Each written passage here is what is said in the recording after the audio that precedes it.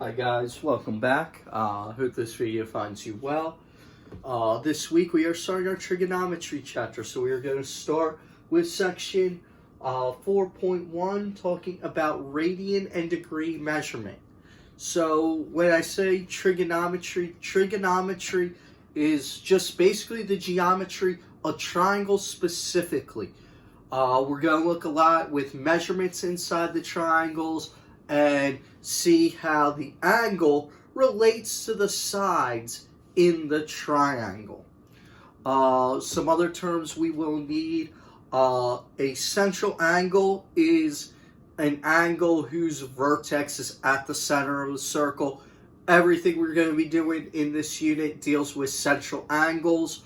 So those are very important. It's just remember, hey, the center of the angles at the center of the circle. Complementary angles are angles that add up to 90 degrees. Again, this is kind of some old vocabulary we're quickly refreshing. We can also know that complementary angles add up to pi over 2 radians. We'll get to what radians are in a little bit. I know that might be new for you guys in pre-calculus, but we'll get there. We'll learn what they are. Supplementary angles is another thing we'll just keep in mind. Remember, supplementary angles add up to 180 degrees or pi radians.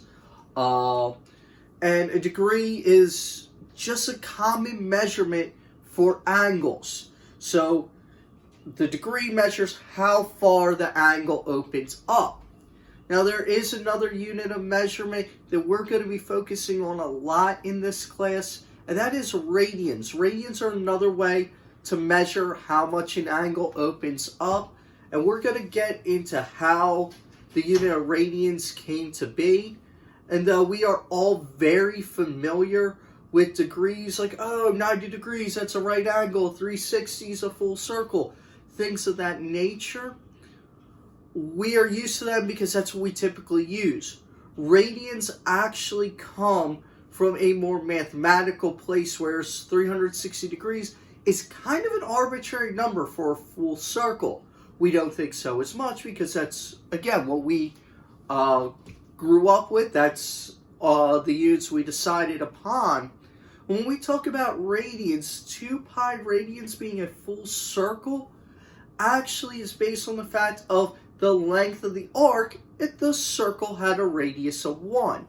So a radian is basically the length of something divided by its radius. So that unit has more of a mathematical basis behind it than just saying, oh, 360 is a full circle and breaking things down from there. But I did get a little bit ahead. We'll get more into that in a second. So when we talk about an angle is started with a simple ray, like this. We will call the side that it starts the initial side.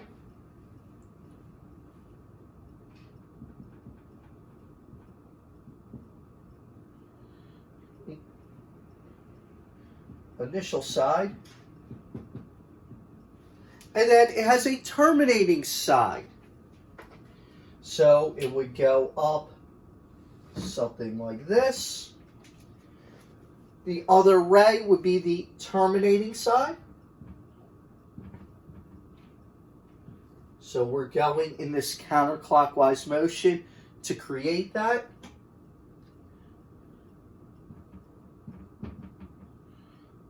Terminal side. And of course, right here,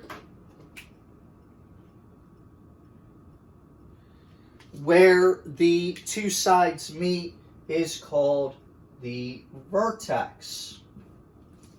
So, an angle in standard position has the initial side as the positive x-axis. So we're going to take a look more in that as we get into things.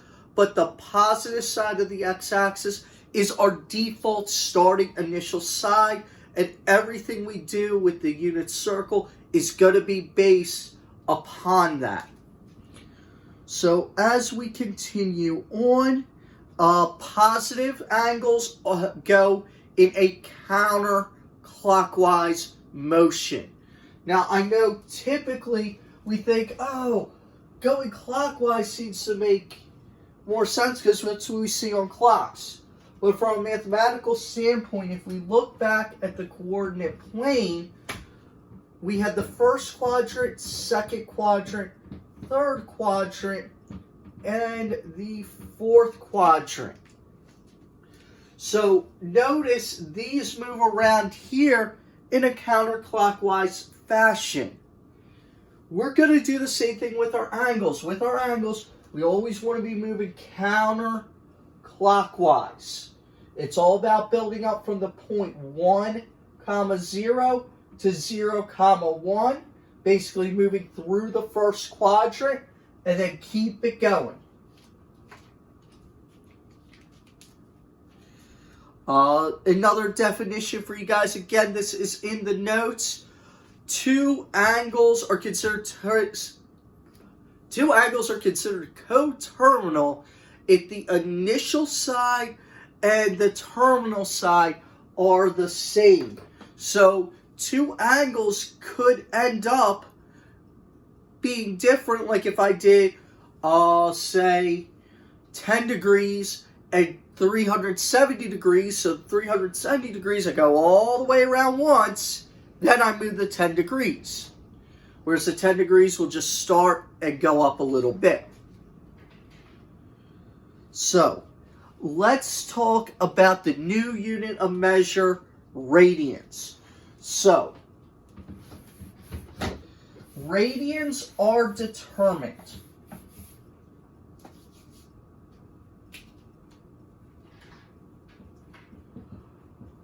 by basically measuring the length of the arc. Radians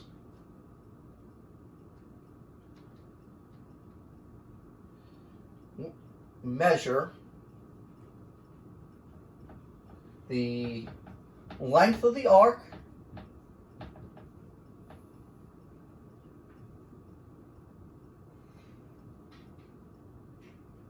C, divided by the radius. So, here with this, I'm going to add a sketch on here. So I have my circle here. It might not be the best circle in the world, but that's okay. So if that is my point, actually let me draw that bigger. We're watching a video. That might be rather small for you. That's a little better. So here with this would have a radius of R. And if I were to draw some angle like so, this is the angle. Again, notice that counterclockwise motion, I'm going to call that theta. And what I'm going to do is I'm going to say, hey, I need to figure out what that is. Now, we're used to measuring in degrees, but we're going to measure this in radians by taking the blue arc I just outlined, so the length of the arc divided by the radius. So I know that essentially what we have here is, wrong one, theta, the angle, is equal to S, my arc, divided by my radius. So, this becomes very important because the central angle, one full revolution. So if I go all the way around, I'm just talking about the circumference. So the circumference equals 2 pi r. So that r would go in for s, so a full circle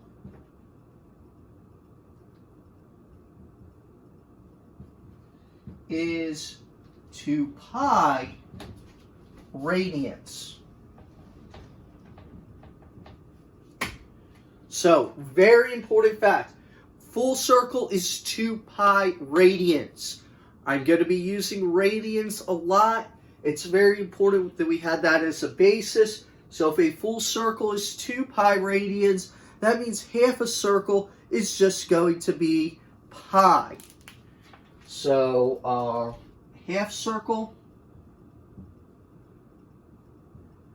is pi radians.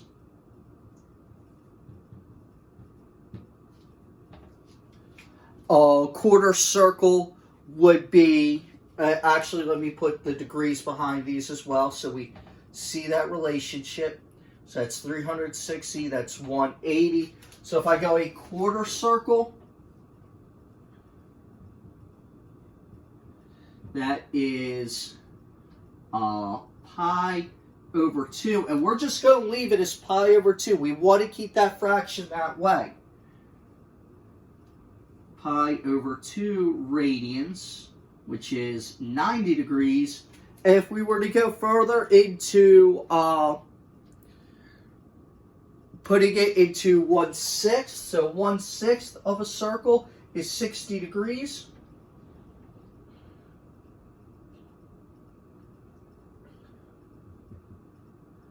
That would be pi over 3 radians. Again, these are things, we'll work with them. You are going to get a lot of practice with these. It is important that we do try and memorize these. So for something to be considered an acute angle, it needs to be between 0 and pi over 2 radians. Something that is obtuse is between pi over 2 and pi radians. So, to find an angle that is coterminal, since a full circle is 2 pi, you can either add or subtract 2 pi. We're going to look at an example of coterminal, then we're going to look at an example of supplementary. So I'm going to take this all away for right now and move on to our first example. So example 1 says to find a coterminal angle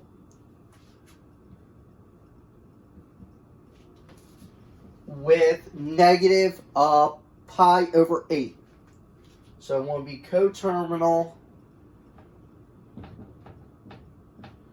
with negative pi over 8. So what I am going to do is I just want to add 2 pi to this. So negative pi over 8. And I just want to add 2 pi. Now adding 2 pi might seem to be a little bit tricky, but we're just going to go back to what we've learned in the past with fractions and just leave pi in it. So I know 2 pi is really 2 pi over 1. And now I'm going to work on making a common denominator. So since I have 1 and 8, my common denominator will be 8. Multiply both numerator and denominator by 8. Now life's going to work out nice for us here. We're going to have negative pi over 8 plus 16 pi over 8. Don't want to reduce that because that will just undo everything we just did. So negative 1 pi plus 16 pi, think of the pi's like x's. Think of them like variables. So negative 1 plus 16 is 15 pi over 8. Now we're not going to worry about what that is in degrees right now. It's not a big deal. That's in radians, and we'll just keep it that way. So example 2 has us finding a supplementary angle. So remember, supplementary angles you learned in the past add up to 180. Well, we're not talking about degrees anymore. So 180 now becomes pi. So example 2 says we want to be supplementary.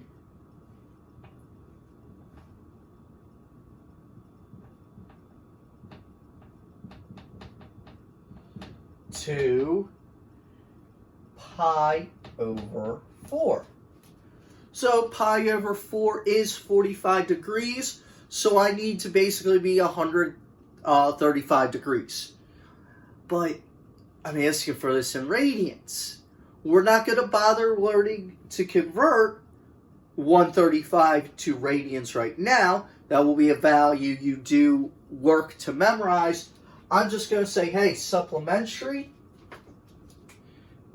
That means pi or 180, depending on our unit of measure. Since we're using radians, it's going to be pi.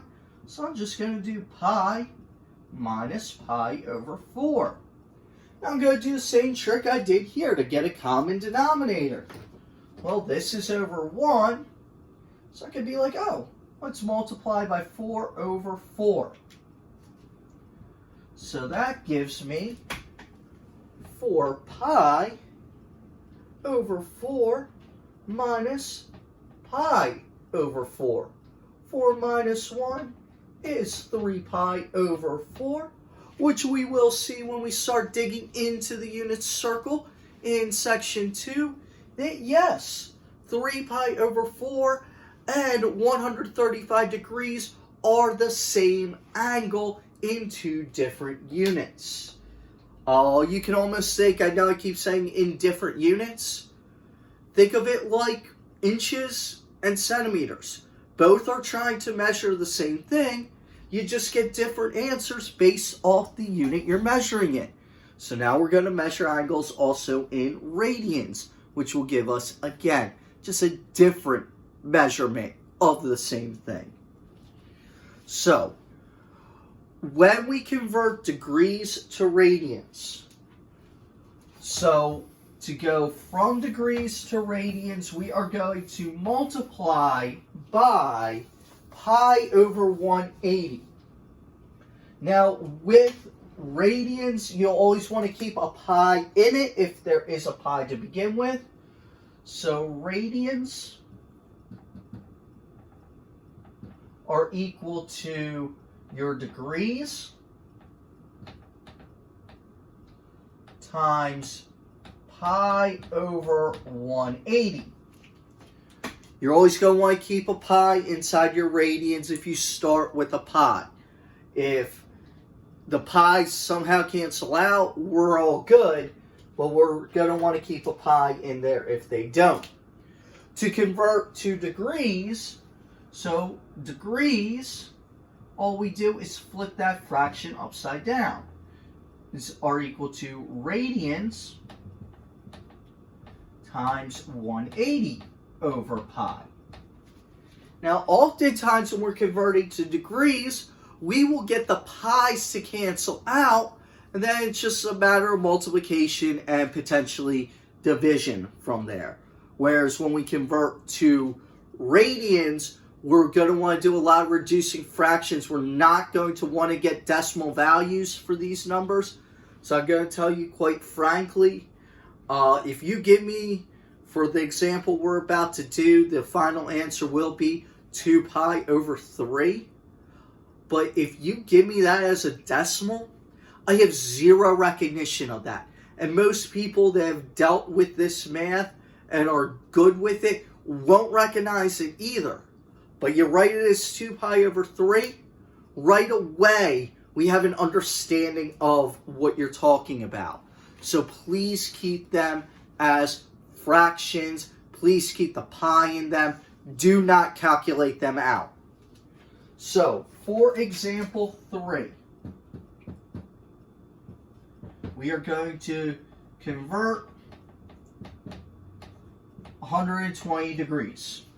So if I had degrees, I'm going to do degree times pi over 180. So this is going to be 120 times pi over 180. Okay, so here with this, I'm just going to write this out really simple right now. 120 pi over 180. Okay, now let's look to reduce.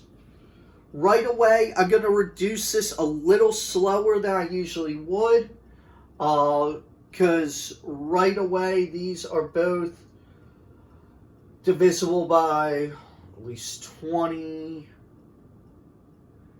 Or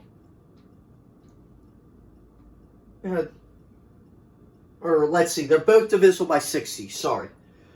Both divisible by 60, that's the easiest way to start going about it. Well, I'm going to go this way, shortcut. I go, well, they're both divisible by 10. 12 pi over 18, and go, oh, 12 over 18, both of those are divisible by 6, giving me 2 pi over 3. So it was a matter of just reducing a fraction and letting the pi just hang out in the numerator. That's all I did. So, now for example 4, we are going to convert 9 pi over 8 radians into degrees. We are going to get a decimal for this one because I'm talking about degrees. People are used to degrees, will recognize what that decimal means. People aren't as used to radians, they won't recognize those decimals right away.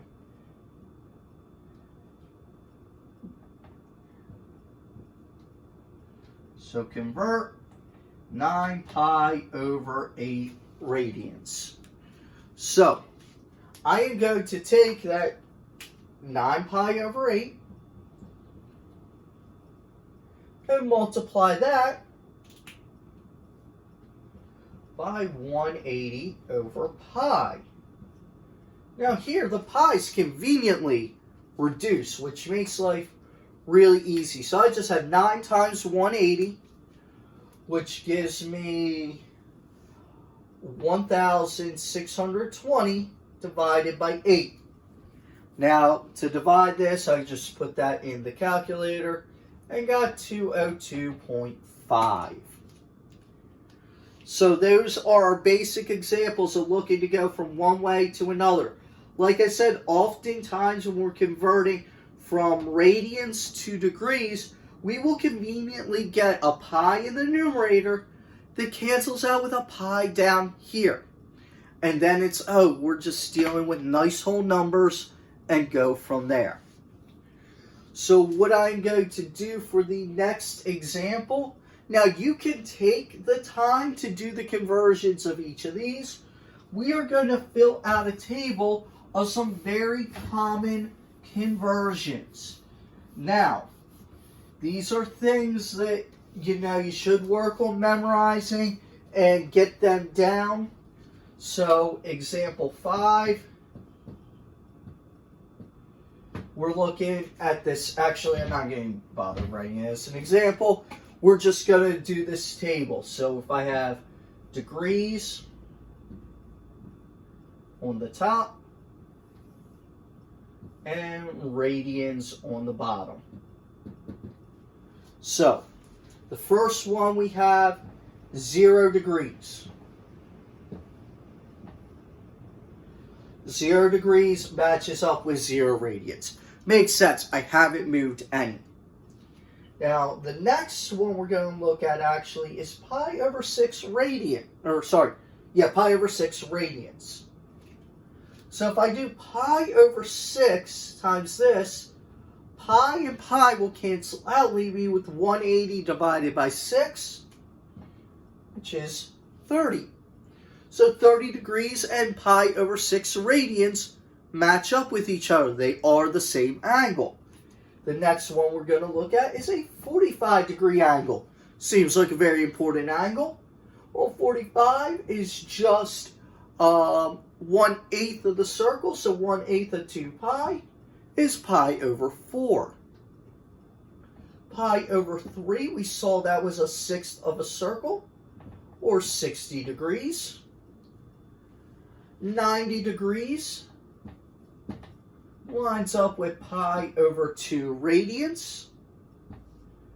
Pi radians is 180. That's a very important fact I've kept bringing up over and over again.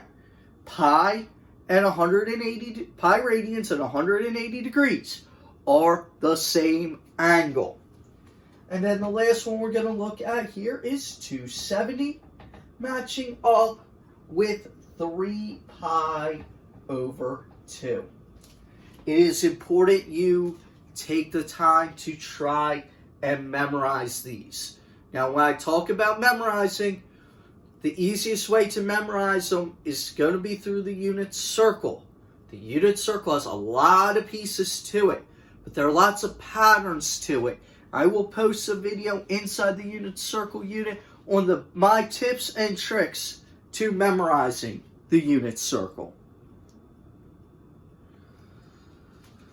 So, when we looked at